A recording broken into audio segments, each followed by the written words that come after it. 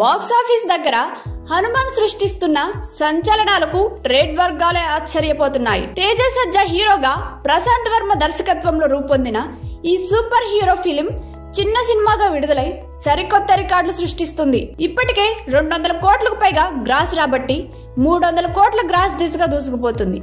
ఈ క్రమంలో ఇప్పుడు అందరి దృష్టి ఈ సినిమాకి సీక్వెల్ గా తెరకెక్కనున్న జై హనుమాన్ పై పడింది. హనుమాన్ సినిమా చివరిలో దీనికి సీక్వెల్ గా జై హనుమాన్ రానుందని, ఇది 2025లో విడుదల కానుందని మేకర్స్ తెలిపారు.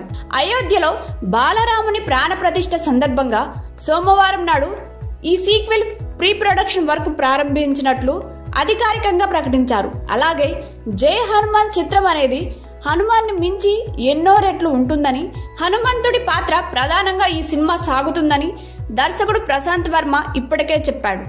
అంతేకాదు హనుమంతుడి పాత్రను ఒక స్టార్ హీరో పోషిస్తారని కూడా పేర్కొన్నారు. దీంతో ఆ స్టార్ ఎవరా అనే ఆసక్తి అందరిలో నెలకొంది.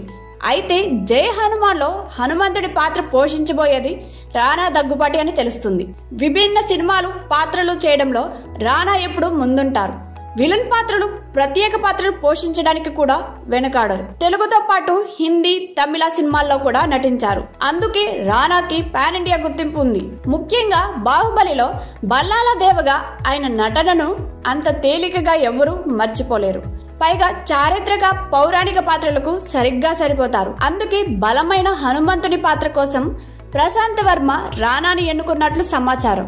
రానా సైతం జై హనుమాన్లో నటించడానికి వెంటనే ఓకే చెప్పినట్లు వినికిడి. త్వరలోనే దీనిపై అధికారిక ప్రకటన వచ్చే అవకాశం ఉంది అంటున్నారు.